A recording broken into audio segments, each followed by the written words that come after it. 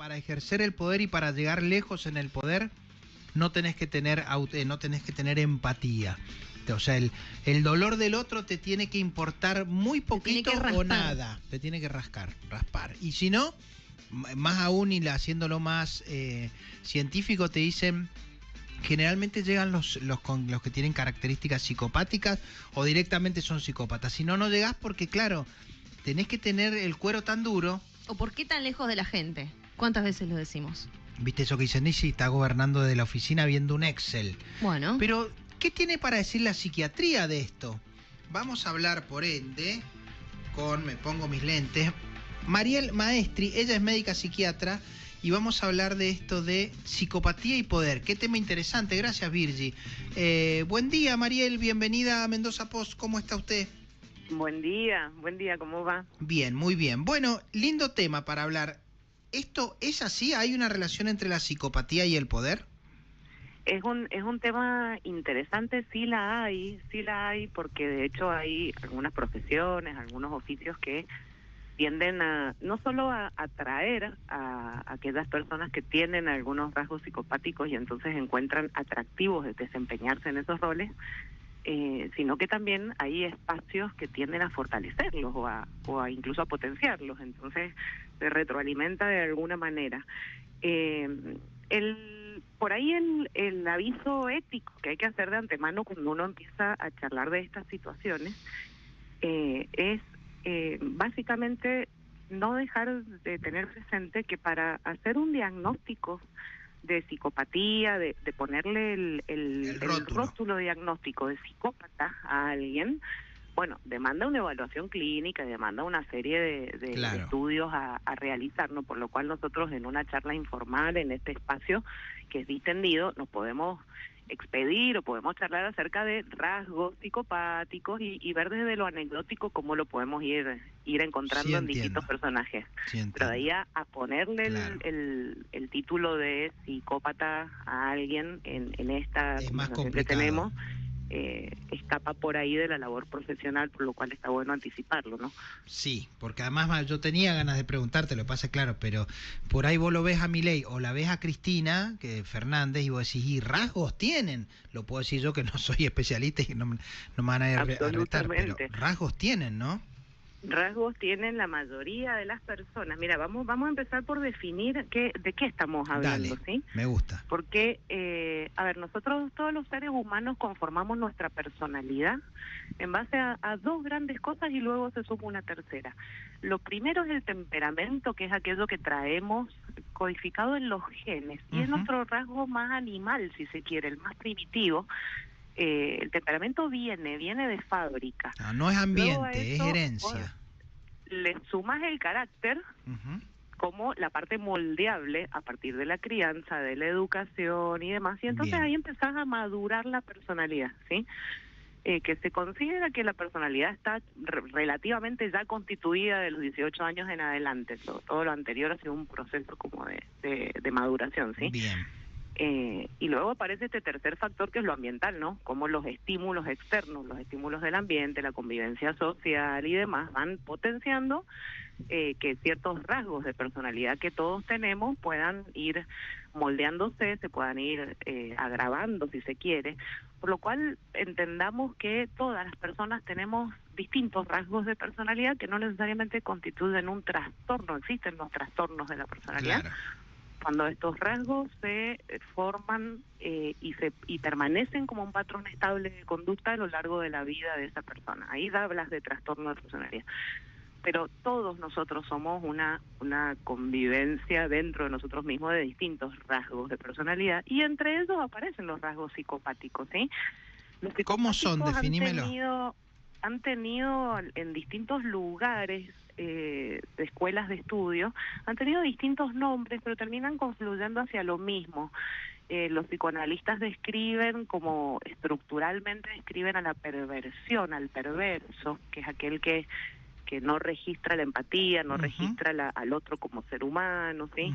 En la escuela alemana le llamaron psicopatía a estos trastornos, y incluso dentro de los que describieron uno de ellos llamaron el psicópata desalmado, que es aquel que carece de esta emocionalidad, ¿no? La frialdad extrema. Ujú.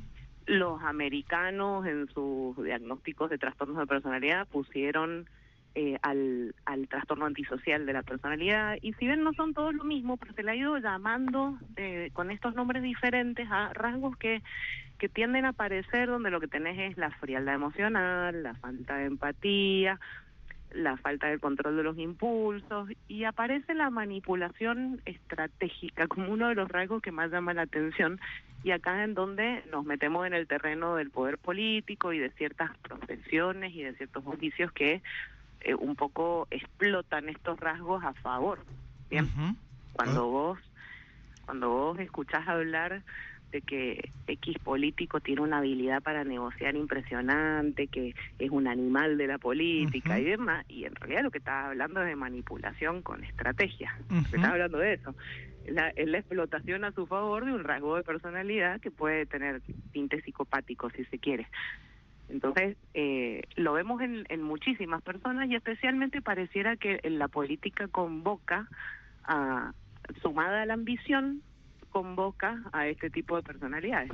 Y lo que hemos visto a lo largo de la historia, bueno, estoy pensando acá también en Mendoza con gobernadores, es esta cuestión de gente que crece con el poder y el ejercicio de poder, y gente que se enferma o que lo hace mal o que lo sufre, y que sufre cuando hablan mal de ellos, y que sufre cuando con alguna política a la gente le va mal, y gente que realmente te das cuenta que están en otro plano, que realmente eso no le importa o no le afecta. Exactamente, porque para tener éxito en el terreno de lo político, para tener éxito, estos rasgos psicopáticos al principio son bastante beneficiosos, en términos de la frialdad para tomar decisiones, la habilidad de manipular, de negociar, y estos rasgos que al principio son útiles. Vos pensás que toda conducta que tiene un premio de alguna manera logra como un refuerzo positivo, ¿sí? Entonces vos decís, bueno, manipulé, negocié y me salió bien, ok, lo voy a volver a hacer. Y se empieza a instalar como un método, ¿sí? Lo que hace que terminen reluciendo más estos rasgos, que finalmente hasta se agraven. ¿Cuál es el problema? Llevado al extremo, y lo hemos visto a lo largo de la historia, acá localmente, a nivel global, lo hemos visto a lo largo de la historia, como estos rasgos llevados al extremo terminan en abuso de poder, autoritarismo, registro cero por el bienestar social, y termina perdiéndose, y esto puede sonar ingenuo, pero es que en el ámbito de la política, si nos olvidamos de la primera definición, estamos fritos, ¿no? ¿Para qué estamos ahí? Terminan olvidándose de la política como instrumento para gestar cambios que beneficien a una comunidad, y termina siendo el instrumento personal del individuo para posicionarse y sostenerse en el poder. Claro. Entonces ahí lo que vos estás marcando es el que trae estos rasguitos sobrevive en esa selva que puede llegar a ser la política, y al que no los trae y tiene registros más neuróticos u otro tipo de sensibilidad, termina padeciéndolo. Y ahí es cuando la buena gente se nos va de los espacios de política, porque no están dispuestos a tolerar ciertos niveles de violencia que se producen. Mariel, y esto, a ver, Maduro que habla con un pajarito, nuestro presidente que habla con perros muertos, ¿esto ya no sería psicopatía? ¿Esto es algo más? ¿Esto es otra cosa? Nuevamente vamos a la premisa ética que aclaramos al principio, no podemos hacer diagnóstico. Gente que habla con animales muertos o con vemos, pajaritos, ¿no? Listo, sí. Pero sí, a ver, yo en mi casa le hablo a mis perros y mis perros parecieron contestarme. Todos tenemos como estas conductas que si uno las mira de lejos parecen del orden de la locura, ¿no? Maduro particularmente es un tipo con un abuso de poder impresionante, extremadamente autoritario, con poquísima o nula empatía en relación al padecimiento en general de su pueblo, el pueblo que él gobierna, que ha generado hambruna, migraciones masivas, y aún así pareciera no importarle, persecución a los opositores y demás. El pajarito, si bien pareciera algo más psicótico que psicopático hablar con el pajarito, me parece que toma como como casi como herramienta de manipulación, ¿no? El hablé con el pajarito y demás, que me parece que es más del orden de bajarlo a la plebe, ¿no? Bien, no es que se la cree, no es que habla con el pajarito. ¿Se entiende? Sí, claro, sí.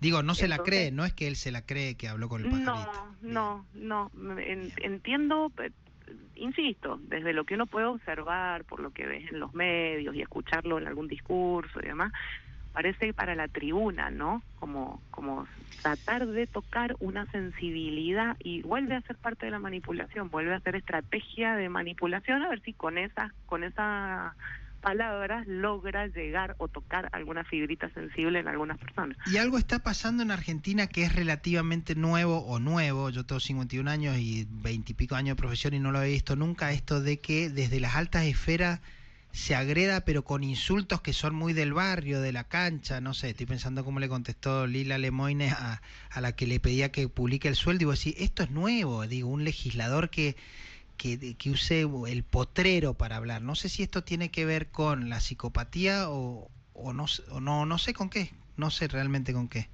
Mira, te voy a dar mi opinión personal, más allá de la mirada profesional desde la psiquiatría, donde probablemente haya, nuevamente lo mismo que te dije para Maduro, nuevamente haya voy a hablar a la tribuna en los términos de la tribuna. Entonces tenés una llegada distinta, tiene un tinte como más manipulatorio, estratégico, si más se quiere, populista. ¿sí? Más populista, sí. Ahora, también no podemos dejar de ver cómo ha bajado la vara en términos de el tipo de personas que llega a ocupar una banca en el Congreso, que en otro momento el honorable Congreso de la Nación debería haber tenido como toda una investidura y una impronta, ¿no?, de seriedad y demás, y eso se ha ido degradando culturalmente. No es de ahora, es de muchas generaciones para atrás, se ha ido degradando, ¿no? Pero me parece que responde también a eso, a la forma en la que estamos seleccionando a los candidatos y quienes están logrando llegar ahí. Creo que hay un debate que es mucho más extenso en relación a ponderar nuevamente la capacitación, el esfuerzo, el compromiso, la vocación. Esto, a ver, tiende a pasar, y esto no es si bien es una mirada crítica mía, insisto, lo de lo personal, pero tiende a pasar en las esferas políticas a los fines de garantizarse el apoyo y el poder sostenerse ejerciendo el poder, que te rodees de personas que te van a levantar la mano compulsivamente, sin ningún tipo de reflexión, sin crítica y demás. Y eso es un poco un fenómeno que se va viendo, y a mí particularmente me entristece, porque soy de raíces fuertemente libertarias, entonces me entristece que esté sucediendo que en torno a mi ley se pongan más en valor personajes que van a levantar la mano y votar a favor, que más que aquellos que con sentido común y con autocrítica puedan dar un debate saludable, adulto y con fundamentación y argumentación, que se ha perdido la capacidad de debate a lo largo de los últimos 20, 30 años, producto también de la pobreza estructural que tenemos en educación en Argentina. Mariel, quiero